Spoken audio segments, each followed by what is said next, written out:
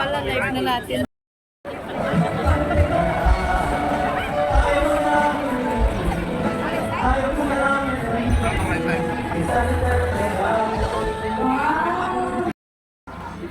Buti hindi mainit. At nandito kami sa ilalim ng puno. Marami pang tao doon, napakarami. As in.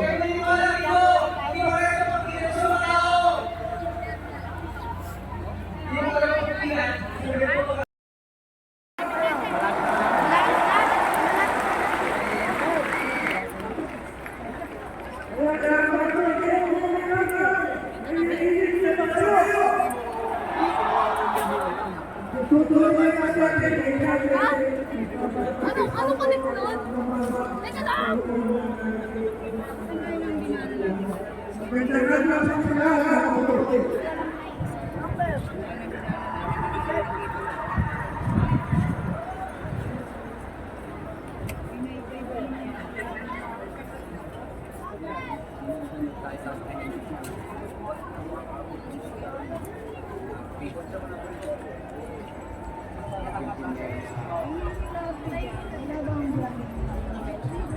Maraming tao, sobra.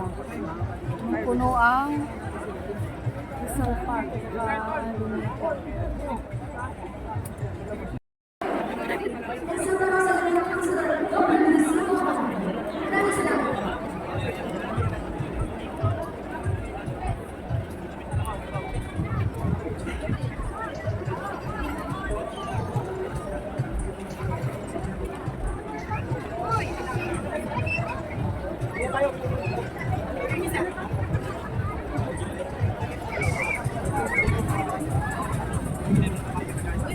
Pala-live na natin. Kapayapaan ng ating bansa. Ngunit, ang tunay na kapayapaan ay makakamtan lamang kung ang batas ay irerespeto at paiiralin. Hindi po tayo laban sa anumang proseso ng paglilitis, anuman ito. Kailanman, at ito po, naaayon, sumusunod sa batas. Kaya, upang magbigay linaw ukol sa diwa at kahalagahan ng pagpapairal,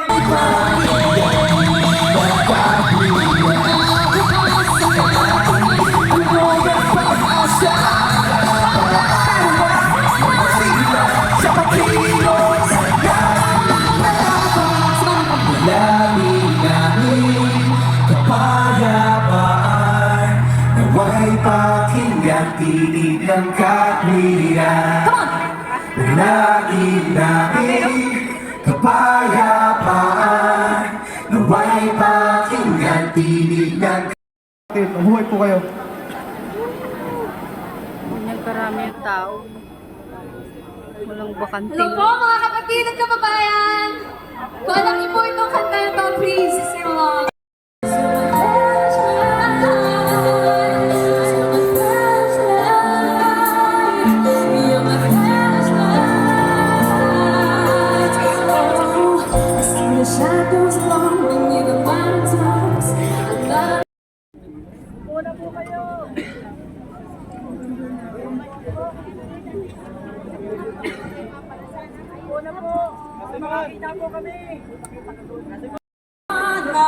Alab ng puso, sa dibdib mo'y buhay.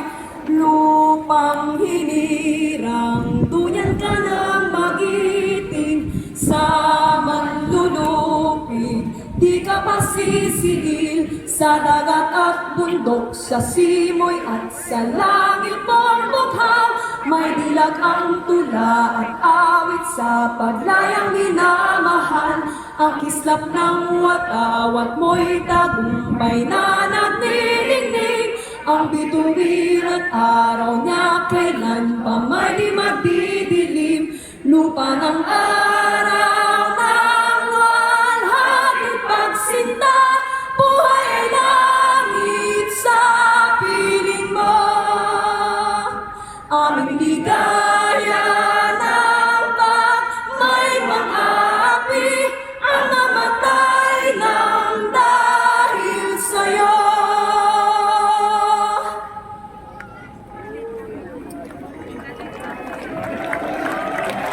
Pakinggan po natin ang pambungad na pananalita ni kapatid na Edwin Zabala.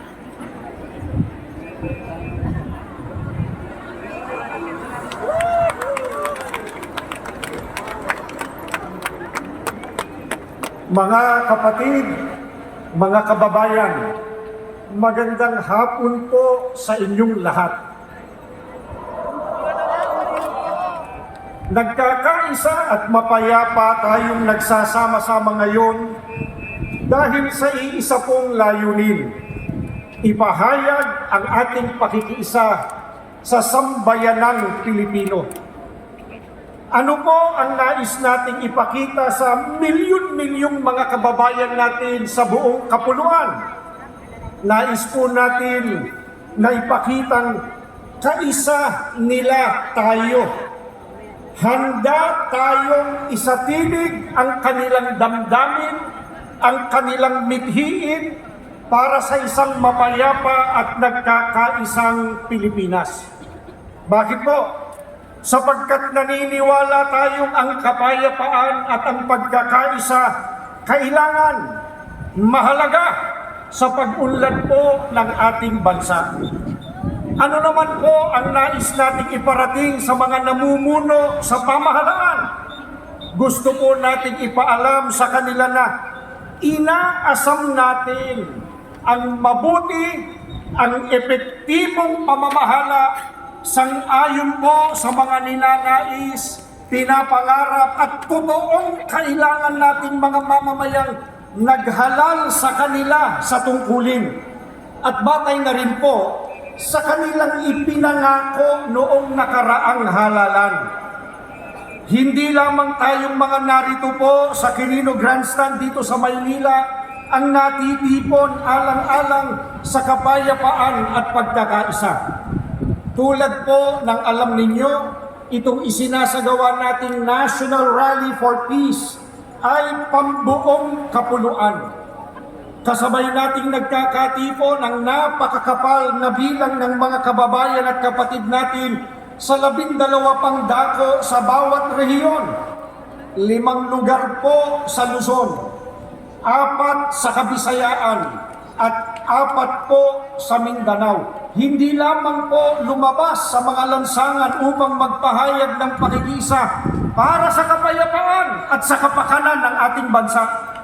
Marami po sa ating kababayan ang nakikiisa rin sa paraang nanonood sila sa kanilang telebisyon, sa kanilang computer monitor o cellphone o anumang gadget na gamit nila. Maraming salamat po sa kanilang suporta at maraming salamat po sa inyong lahat. Hindi lamang mga kaanib sa Iglesia ni Cristo ang nagkakaisang sumama rito. Marami pang ibang grupo, marami pang ibang samahan ng mga kababayan nating Pilipino ang kasama sa mapayapang pagtitipong ito. Kaisa po natin sila na nagsusulong ng pambansang kapayapaan at pagkakaisa. Kaya muli po, maraming salamat po sa inyong lahat. Bagamat may kani-kanyang opinyon ng iba't ibang tao sa isang partikular na isyu sa buhay o iba't iba man ang kalagayan sa buhay o interes, subalit sa layunin po na ipagmalasakit ang kapayapaan, ang kapakanan, ang kaunlaran ng ating bansa, tayong lahat ay nagkakaisa. Tinatanong po namin kayo, nagkakaisa po ba tayo? Bayan na pinalalala pa ng korupsyon, mga kalamidad, kriminalidad, bangayang pampolitika at iba pa. Ang mga ito po ang dapat ay pagsikapang bakahin ng ating pamahalaan. Kaya, ang sinusuportahan natin ay ang pagkakasundo. Pakiulit nga po, mga kapatid, mga kababayan, ano po ang sinusuportahan natin? Pagkakasundo, hindi po mga bangayan, bintangan at sariling interes. Ang nais natin ay ipagpauna ng mga namumuno sa pamahalaan ang mga kapakanan at ikabubuti ng mas nakararami bago ang pamumulitika. Gusto po nating iparinig sa mga nasa pamahalaan ang damdamin ng sambayanan. Mamayang Filipino, marami pong salamat sa inyo. Pakinggan po natin ang susunod na magsasalita, si kapatid na Romel Topacio.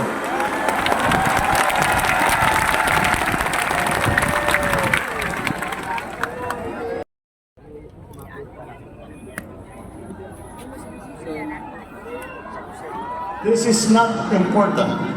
This does not make any difference to even one single Filipino life. So why waste time on this? What will happen to if somebody files an impeachment? It will tie down the House, it will tie down the Senate, it will just take up all the time, and for what? For nothing. For nothing. None of this will help improve a single Filipino life. As far as I'm concerned, it's a storm in a teacup. Naniniwala po kami na ang opinyong ito ng Pangulo ay para po sa kapakanan ng bansa at ng sambayanang Pilipino. Ang ganitong posisyon ay hindi lamang po nagpapakita ng malasakit, kundi ng malinaw na pag-unawa sa mga tunay na pangangailangan ng ating bansa. Ano po ang sabi ng Pangulong Bongbong Marcos tungkol sa planong impeachment ng ilang samahan laban sa pangalawang Pangulo? Ang sabi niya, wala itong maitutulong para mapaunlad ang buhay ng kahit isang Pilipino. Tama po, mga kababayan. ang sinabing ito ng Pangulo. Mas marami pong mga makakalagang bagay ang dapat na pagtuunan ng pansin. Ang impeachment ay hindi lamang po pag-aaksaya ng panahon, kundi ito po ay hadlang din sa pagtugon sa mga pangunahing problema ng bansa. Huwag po nating kalimutan, ang oras ng mga mangbabatas sa ating pamahalaan ay mahalaga. Kaya dapat itong ituon sa totoong mahalaga para sa mga Pilipino. Kaugnay nito, ano pa po ang komento ng Pangulo tungkol dyan sa planong impeachment? Sabi pa ng Pangulo na ang impeachment ay isang storm in a teacup. Nangangahulugan, ito ay isang labis na pag-aalala, pagtatalo tungkol sa isang maliit at hindi naman gaanong mahalagang bagay. Mithiin!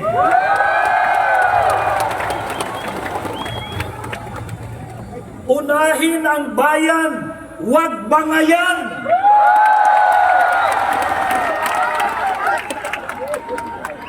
Dugtungan ninyo ito. INC is for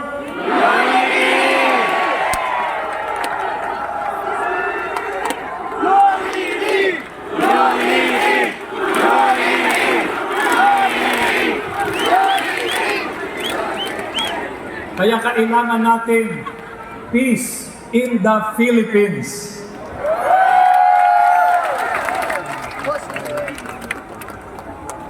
Bakit po ganito ang ating mga panawagan? Kasi ayaw namin ng kaguluhan, saan mang ito panig manggaling. Ang nais natin ay, isigaw ninyo, kapayapaan!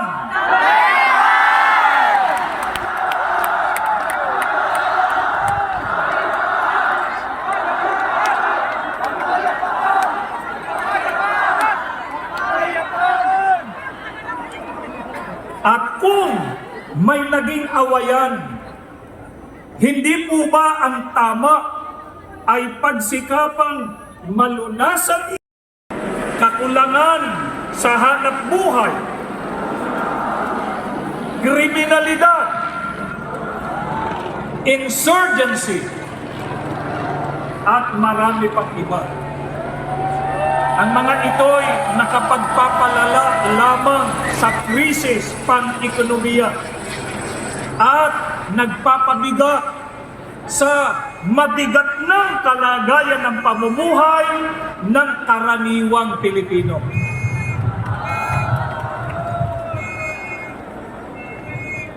Ito po ang hinihiling natin sa mga namumuno sa pamahalaan na pagkaisahan din nilang pag-ukulan ng matamang atensyon at pag-asikaso. Sa halip na bangayan ang kapakanan ng Pilipinas, nawa ang pag-ukulan nila ng pansin at panahon.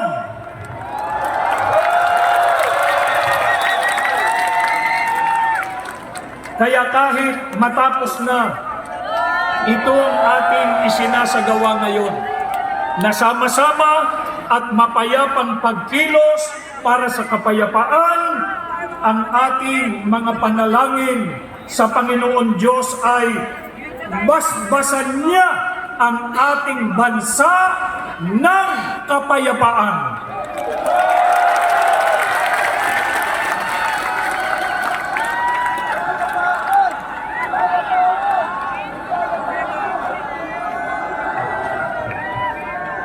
Tanglawan nawa niya ang kaisipan ng mga namiminuno sa ating bansa upang balikatin nila ang ang kanilang sinumpaang tungkulin na siyang dahilan, kaya sila inihalal ng taong bayan. Maraming salamat po sa inyo.